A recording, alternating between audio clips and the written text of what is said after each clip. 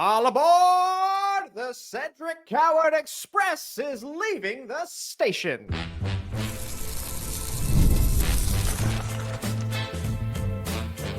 You are Locked On Raptors, your daily Toronto Raptors podcast, part of the Locked On Podcast Network. Your team every day.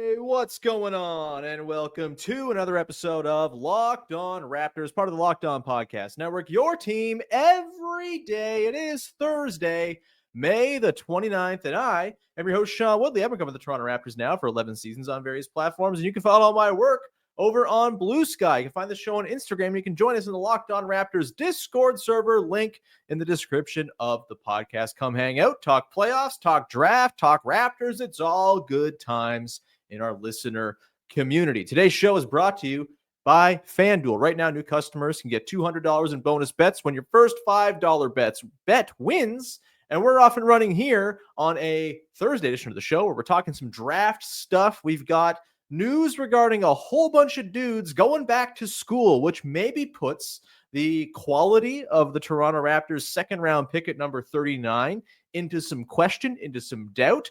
Maybe they trade that pick. We'll get into all of that and some of the names who are no longer in the draft and those who have stuck in it a little bit later on. But off the top, I want to talk about a guy who is roaring up my personal draft board for the Toronto Raptors at number 9, and that is Cedric Coward, a man who is about to defy the bust name Hex by having, just like too much good going on for him to possibly be a bad NBA player despite his last name being Coward. I look forward to him sort of taking back the word and forcing me to use different words to describe NBA general managers who sit on their hands and don't trade their bucket loads of picks for good players. I won't be able to call Sam Presti a coward no more. I'll just have to call him something else when he inevitably never trades any of his picks for anyone better than he currently has on his team. Anyway, Cedric Coward, I'm so damn into this dude. We've talked about him a little bit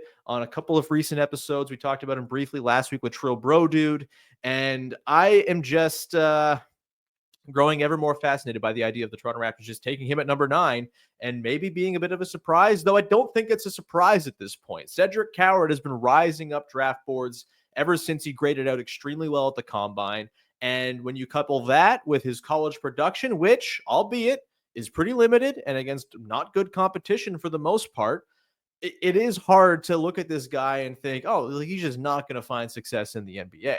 There's a lot of good to his game. Let's give you the lowdown on Washington State's Cedric Coward. He's 21 going on 22. Will be 22 in September, so 22 in time for the start of this NBA season. A little bit older for a wing prospect. Not so concerning for me. We'll talk about why in a sec. 6'6", measured at the Combine with a 7'2" wingspan. Played his first 2 seasons of college in the Big Sky Conference, that loaded league that is the Big Sky for Eastern Washington.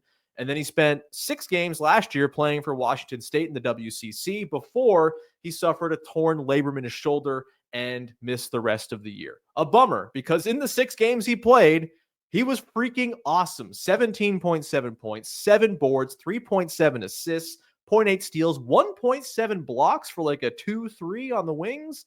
Pretty interesting. 33 minutes a game, shot 71% on twos. 71%. That's center numbers. 40% from deep on 5 tries a game. 84% from the line. The dude can just make shots. And yeah, he's a bit of an older prospect. And when you're picking at number 9, I've talked a lot about how much the Raptors stand to gain from taking a big upside swing here and finding a star in this draft. Ultimately, it's pretty unlikely you're going to find a star at number 9. And so as much as if there's a guy like Jeremiah Fears there, I'm 100% making that pick because I think his star upside is pretty substantial. Beyond that, I think you're looking at a lot of dudes who project to be high-end NBA role players. And with Cedric Coward at age 22, we talked about this last week with Trill when he was on the show. Wings of the position we're drafting an older guy doesn't necessarily mean you're getting them at the end or sort of near the tail end of their improvement curve. Wings take time to develop. They take forever in a lot of cases. And at 22 years old, you're still hopefully going to have some improvement potential for a guy like Cedric Coward. comparing him to, recent dudes like Jalen Williams, for example, who was 21 when he came into the league. Again, not everyone's going to be Jalen Williams. That guy is an all-NBA player and an all-defense player. I'm not saying Cedric Coward is that, but the point stands on the development track. When you're 22, but you're a wing, you can get by a little bit more and still have some room to improve and have some upside. And even if he doesn't have crazy high upside, he just does so much that checks boxes for what the Raptors are looking for and checks the boxes of what any team's really looking for when it comes to a high-end role player who potentially can be like a starter on good teams. He's got defensive versatility. I think he's going to be able to guard 2 through 4 with his length, his size. He's pretty thick. I think maybe he'll, in the odd case, hang with a guard here and there, but I don't think he's necessarily so fast that he's going to be someone who is sort of like your guard stopper if someone's really ruining your day, right? I don't see him being like a Pascal Siakam back in the playoffs in 2017, was it? Or 2018, where it's like, all right, John Wall is kind of cooking us. Why don't you just go guard him then, Pascal, and you'll make it work. Like, that's not going to be Cedric Coward's game. I think, again, 2, 3, 4, switchable across multiple positions. That to me feels like he's not going to be someone who can go get hunted for mismatches or anything like that. Just a damn good point of attack defender, good team defender, good feel for the game, good feel for defense and how it works. I think he's going to fit in beautifully and would be, a guy who fulfills the thing I've been calling for, which is more defensive reinforcements for this team. It showed a lot defensively in terms of progress throughout last season, but I think needs more raw talent in order to fully get there. I think Coward certainly checks that box. He shoots the cover off the ball, which is obviously a very important thing when you're building a team around Scotty Barnes, who does not shoot the cover off the ball. And when your starting center is Jakob Poeltl at the 5, the more shooting you can cram into those 1, 2, 3 spots, the better. And he's just a damn good 3-point shooter. Always has been throughout his college career, around 40% basically every single year. Not basically, just around 40% every single year of his career. 39% as a freshman, 38% in his second year, and then 40% on 5 attempts a game in those 6 games he played for Washington State this past season. The man can shoot. Again, the free throw indicators are really encouraging. Shot 90% from the line in 2023-24, his second season at Eastern Washington. Shot 84% this past year. Really high-level shooting touch, basically all over the place for Cedric Coward. He's got mid-range touch as well, and that's the thing. It's not just the three-point shooting that makes him valuable. He makes his shots from everywhere. He's a career 69.7% true shooting guy in 3 college seasons, including 70% in his 6 games this past year. And he's, again, not a big man. Usually you'd expect those numbers from big men who are just dunking everything. No, this is a guy who takes a lot of his shots away from the rim, threes, mid-range pull-ups, and they just go in, baby. For a team that's whole thing over the last couple seasons has been that they generate high-quality looks, but they just can't get them to fall. Having a guy who basically everything he touches goes in the basket, to me, sounds like a pretty intriguing prospect for the Raptors to consider. Again, 71% on twos is insane. He shot 77% on twos in his second year at Eastern Washington. Again, not great competition in the Big Sky, but still, you can't do that by accident, even in like lower division college basketball. He's also, I think, a pretty interesting passer as well. A nice connective passer. Maybe not going to be a lead creator type or anything like that, but can get it off the catch, drive, use his shooting gravity to draw a closeout, pump, get by a dude, and then if he sees help, he can make the right next read. He can hit cutters on the baseline. He can throw skip passes to the other side. If he's posting up, there's a few like really tantalizing clips of him throwing gorgeous cross-court passes out of the post for wide open threes to his teammates. I think that totally fits into what the Raptors are looking for in terms of Darko ball. He's not someone who's going to like be this incredible ball handler who's like a lead creator for you, probably.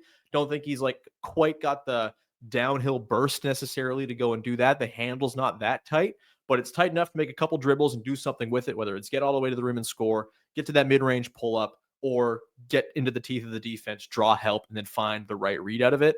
4 assists a game nearly in his time at Washington State, where he was heavily used in all kinds of situations for that team. Pretty encouraging stuff for the playmaking side of things with Cedric Coward. And that's 3.7 assists to 2.2 turnovers. So pretty good assist to turnover ratio as well. Kind of the best of any of the guys we've kind of talked about on the wings over these last couple of days. Colin Murray-Boyles, Rasheer Fleming, Carter Bryant. Like, he's got the assist to turnover ratio crown among those guys for sure too. Just a lot of stuff I really like, man, that just really checks boxes for me and checks boxes for what the Raptors are going to be looking for. The idea of a long-term outlook where if you take Cedric Coward at 9 and in a couple of years' time, he's slotting in as your starting 2 guard, assuming RJ Barrett's not on the team then, you get Quickly or whomever Quickly gets traded for in the guard market over the next couple of years. Coward, Ingram, Barnes, Pirtle, or whomever is playing center in a couple of years. Like Coward, Ingram, Barnes as a 2-3-4, you're cooking with gas, I think, just in terms of like basketball geometry and fit and skills that you want to have. Really into it. I have been a Khaman, Maluach, Jeremiah Fears guy throughout this entire process where I'm thinking if one of them is on the board at 9, they're the pick, no doubt, and I'm not taking anyone else. For all of the guys we've talked about, outside of those 2 dudes, Cedric Coward for me is the one who's making me think the most of. Would I take him over Maluach or Fears at 9? Still probably not quite there. I think the upside on Fears is just too high. And Maluach, I think, people are kind of sleeping on his upside as well. I think particularly as a defensive player and as an anchor, as a guy who can just drive top 10 defenses for the next 10 years with his size and rim protection and like rim deterrence and all of that. But if there's a guy who's making me think, or if there's a guy, if both Maluach and Fears are off the board, there's a very real chance that by the time all is said and done, I have Cedric Coward as my number 1 pick for the Raptors at number 9. I feel that strongly that he's just going to be a good NBA player. And I know it's a small sample. It seems crazy, but all of the production is off the charts good. The efficiency is ridiculous. And I just don't think you can fake that no matter what the competition is. Like shooting talent is shooting talent, man. You're hitting wide open threes, you're hitting, contested threes. I don't care who it's against. If they're going in at that clip and you're shooting, 85% from the line, like there's a lot to really believe in there. And, the physical tools to me obviously translate to the NBA as well. I think he's just going to be in the NBA for a very, very long time. And I have no problem getting that kind of player at number 9. And I know, hey, some people might say, oh, that's too high. You can't go that high. That's a reach at number 9. I just don't care about this concept of a reach at number 9. I really don't. I trust that the front office has their own board. I don't care about consensus boards. If your guy is there and you deem he's the best player, you take him at 9, go for it. I have no problem with that. This whole idea of getting cute and trading back, like if you just want to have 2 extra picks in the draft, totally fine. But if the idea is we're going to trade back and still get our guy because he's a secret dude, no one knows about Cedric Coward, we're going to get him at 15 if we trade back with the Thunder or something like that. Like, do it at your own risk because there's a very real chance he's gone in the lottery and you're not getting your guy if he's your guy. If he's their guy, take him at 9, be happy with it. If he's not your guy and you just want to have 2 shots in that part of the draft, then fine. You can entertain a trade back. That's no problem. But not taking Cedric Coward at 9 because, quote unquote, it's a reach. Don't care about that line of thinking. I can promise you the Toronto Raptors don't care about that either. This is a team that does not care about going consensus and going in line with picks that everyone's going to agree with on draft internet. If he's their guy at 9, which, considering the package of skills he brings to the table is very possible, I have no problem with it. Cedric Coward is going to be a good NBA player. I feel very sure about this.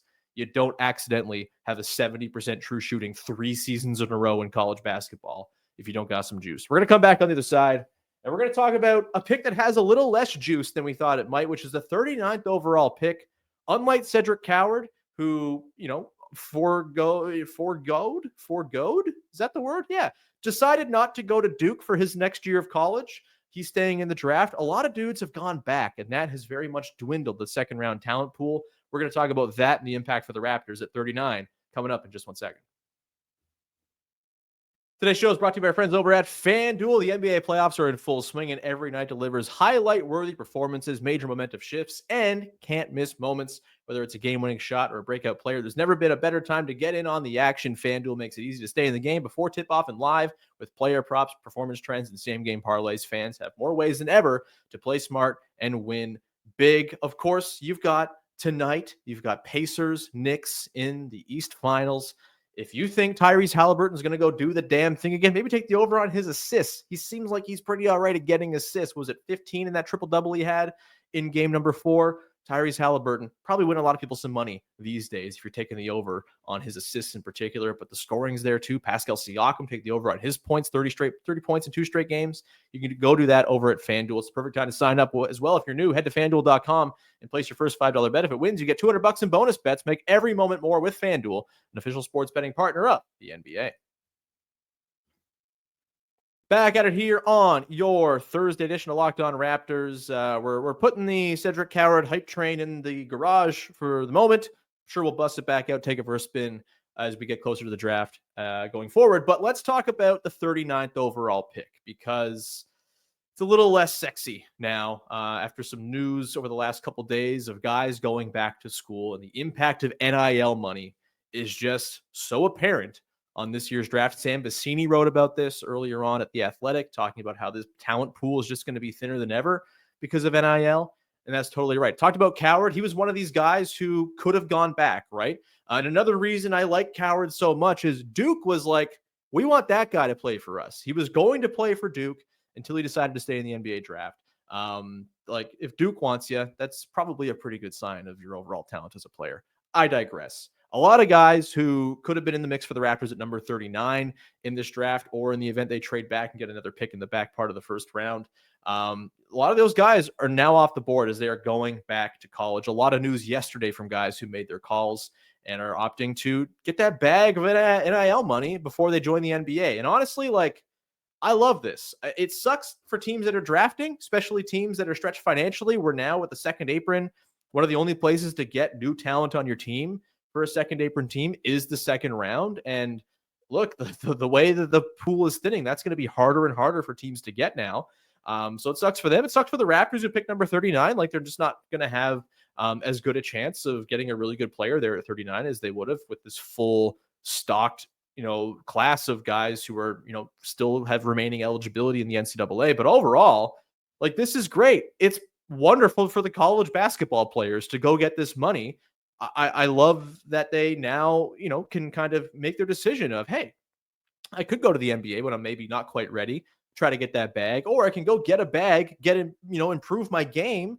And then when I'm out of eligibility in college, try to hit the NBA and be an NBA player there. I think it's such a great backstop for these guys who, in most cases, second round picks are not going to make life altering money in the NBA. But if they can make a pretty good bag at college and be good on, good players on good teams, we'll talk about a couple guys who are going to be pretty crucial figures on really good college teams next year. Like, I think that is a really cool and fun path that makes college basketball better. It makes college basketball a better place to evaluate prospects within, because it's higher competition across the board. And I think it's just like a great change to the system overall, even if it hurts the Raptors this year at number 39. Overall, pro labor, baby. Let's get these players some money. When it comes to the guys who dropped out, a handful of guys very much could have been in the mix for the Raptors. You have Tahad Pettiford, who plays for Auburn. Really interesting, sort of creative, fun, maybe six-man type guard. He's going back to school. Might have been a nice swing in the second round. Boogie Fland, who I'm a big fan of. Cool name, cool player. Probably not quite ready for the NBA. He's going back to college. Really like him. Think it's probably smart he's going back, but there's another option off the board. Yaxel Lendeborg, who we talked about, I think, a couple weeks ago with Rich Stamen from Locked On NBA Big Board. He's someone who, this big sort of bruising wing who very much has like Raptors dimensions. He's going back. He's going to play for Michigan and probably be one of the best players in college next year. Cool for him. He's going to get a bag. LeBaron Philon from Alabama, maybe a surprise. He was kind of projected as a lottery pick by some, and he's going back for another year. That's a big deal. Like, that's another interesting potential first round talent off the board. Miles Bird from San Diego State.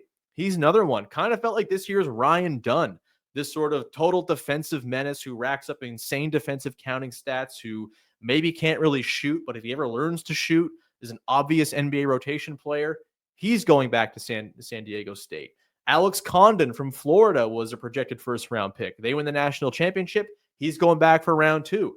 Milos Uzan, talking about guys from the national championship game, from Houston, one of the best shooters in college this past year, from a program that seems pretty adept at turning out NBA pros. He's going back to the Houston Cougars once again to try and avenge that finals loss to Florida. Again, love this for college basketball. As someone who kind of didn't watch a lot of college ball for 5-10 years there in the late 2010s, early 2020s, I am so back into it because the level is just so much higher than it's ever been because there's just more guys sticking around.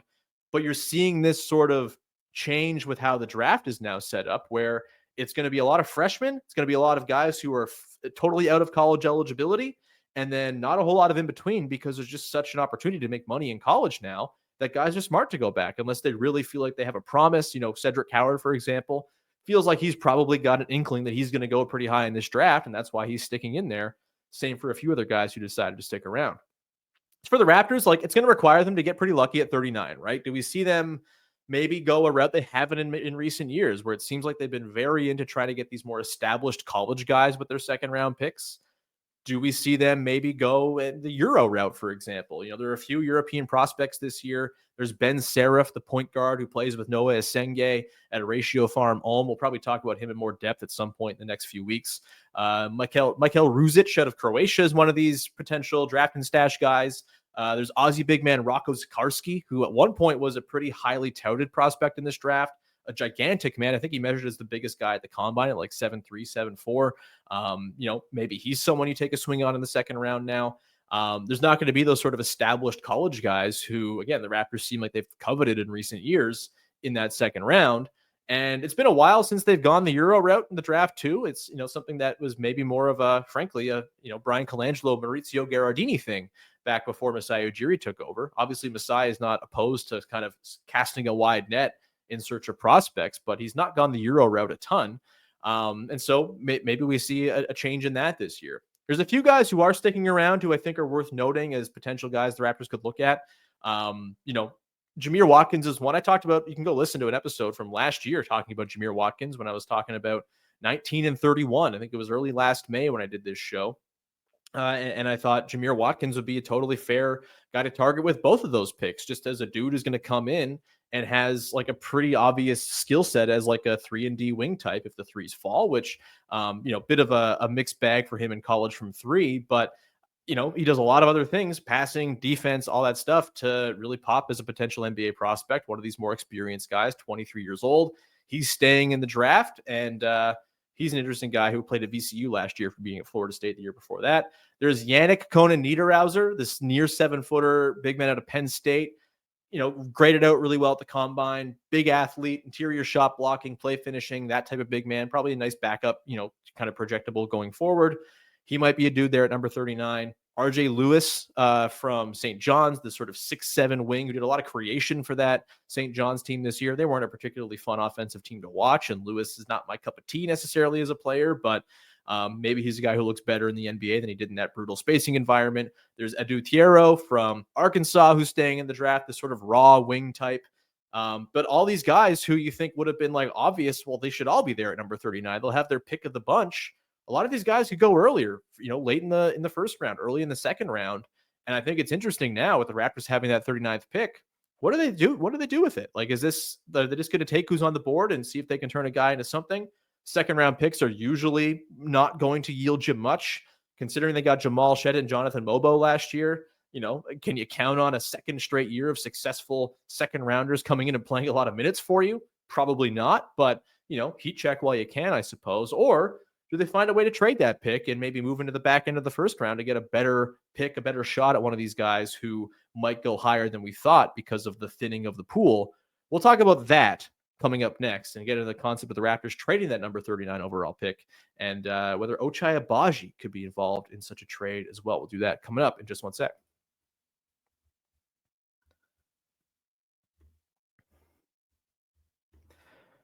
Wrapping things up here on your Thursday edition of Locked On Raptors. Coming up on tomorrow's show, by the way, going to talk about RJ Barrett, whose name has been circulated in some not terribly reputable quarters around the internet this week, but I do think a bit of a refresh on the RJ Barrett situation and what the Raptors could go and look for if they were to trade him this summer is probably a good thing to do. We'll do that on Friday. You can look forward to that.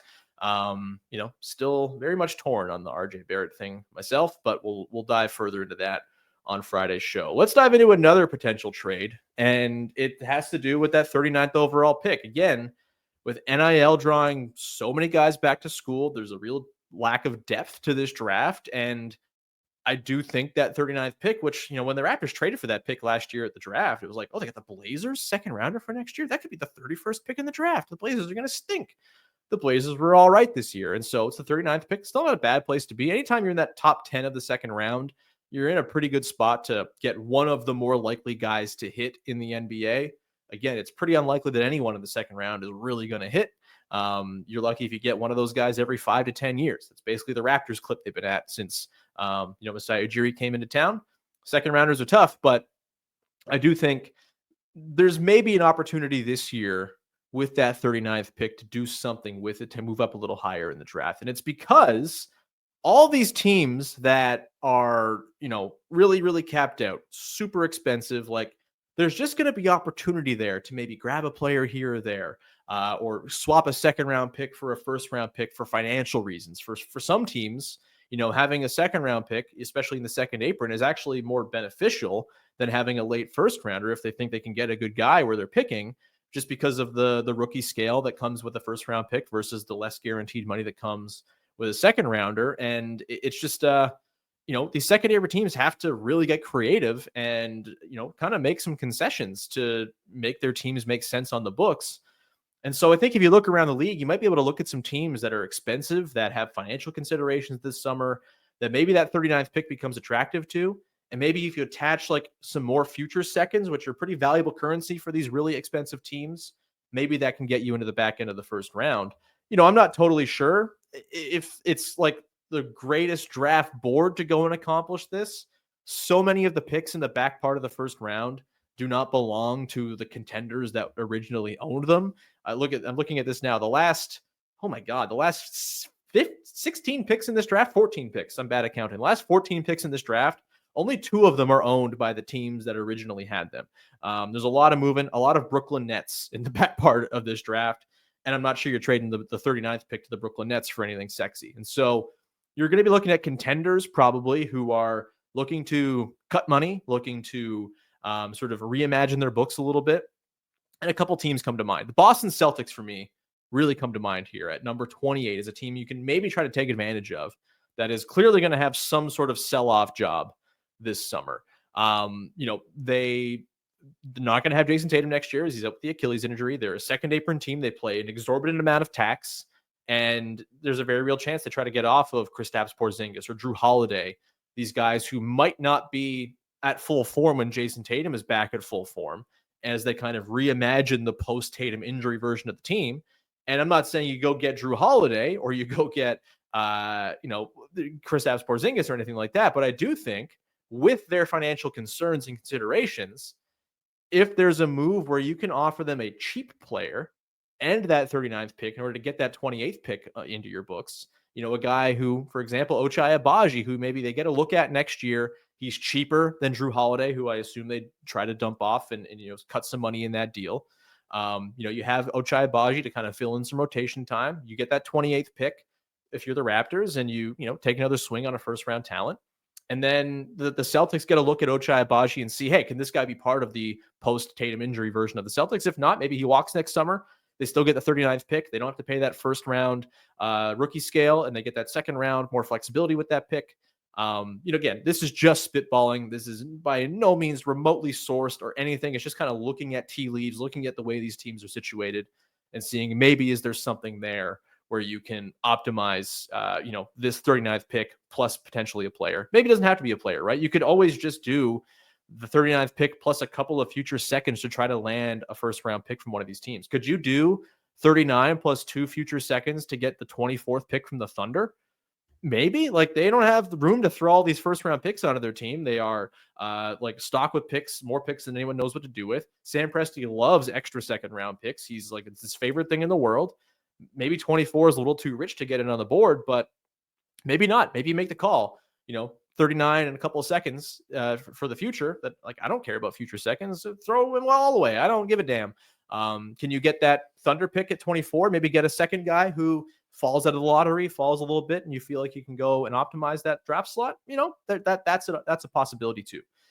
Another team that comes to mind that could be like an Ochai plus 39 team is the Indiana Pacers, the only other team outside of Boston that has their pick in the back 14 picks of the first round. This team is going to have to pay Miles Turner this summer. I don't think they're going to let him walk after likely making the finals. They're going to, like they have a lot of dudes who've got to make money. They're going to be a tax team probably. That's not usual for the Pacers. Is there a way that you can help them optimize their roster by giving them Ochai Agbaji, a guy who would be a rotation player for them, surely? Like he would get minutes on that team. Probably be maybe ahead of Ben Shepherd in the rotation, that type of thing. Can you turn Ochai Agbaji plus 39 into pick 23 and Jarris Walker, a guy who maybe doesn't have much of a future on that team? Does that matter? Like, do you care about Jarris Walker? I'm not sure I do. I think I'd be in that for the 23rd pick more than anything else. But these are just kind of ideas. Like if I'm in the Raptors front office, I'm kicking around these concepts just to see, can you get out of that 39th pick, which might not be super sexy for the Raptors at this point. Might be sexier to a really expensive team where that second round pick is valuable and not paying a rookie scale is a little more, sort of amenable. These are teams that aren't going to be getting their rookies who they draft this year into the lineup probably much anyway next year because they're expensive and they've got a lot of, roster spots and minutes spoken for already. The Celtics maybe just take that pick at 28 and hope they can turn him into a guy for the post Tatum era. That's totally possible too. But if they can get a look at Ochai and say, hey, maybe you're a guy we pay to keep around as like a cheaper version of Drew Holiday, obviously a much less good version of Drew Holiday, but a similar guy who can take a bunch of threes and defend for us. I could see that being like a line of thinking the Celtics buy into. Either way, I think there is a few options here for number 39 if the Raptors want to try to get back into the back part of the draft. Attach a couple second rounders to it for the future to get into that back part of the first, or attach a guy like Ochai Agbaji. I know I've talked about Jalen Williams in OKC. Can you use that pick at 39 to land a guy like Jalen Williams? Maybe that's not sexy enough. Maybe there's got to be more picks attached to it. But as your backup center, maybe it's just Ochai for Jalen and you throw in 39 to make it happen. I think I'd probably prefer Ochai than Jalen Williams at this point. I know he had moments against the Nuggets in the playoffs, but I'm not quite sure Jalen Williams is like a playoff level big man. He's not playing in the conference finals or didn't play in the conference finals. There's options there, right? I just think it's interesting to keep an eye on that 39th pick. Now that there's so much less talent in this draft, it could be something the Raptors use to trade. Hey, maybe they trade 9 and 39 for another mix of picks in this draft. Like that's also possible too. I just think the news yesterday of guys going back to school puts that 39th pick into play in a way I don't think it was before. So we'll leave it there. Thank you so much for rocking with the show. We'll be back again tomorrow. Talk about RJ Barrett, of course. And we're getting close now. We are well under a month now until the draft and just a few weeks of content to go before we're fully into that mode. So yeah, looking forward to it. And thank you for rocking with the show. Hope you've enjoyed the draft stuff. I've actually really, really enjoyed Draft Talk this year. It's been quite nice. It's a fun class. It's a lot of cool players, including my guy, Cedric Coward. Either way, we will talk to you again on Friday. Please follow, subscribe, rate, review, tell a friend, all that good stuff. Talk to you very soon. Thanks for hanging. Bye-bye.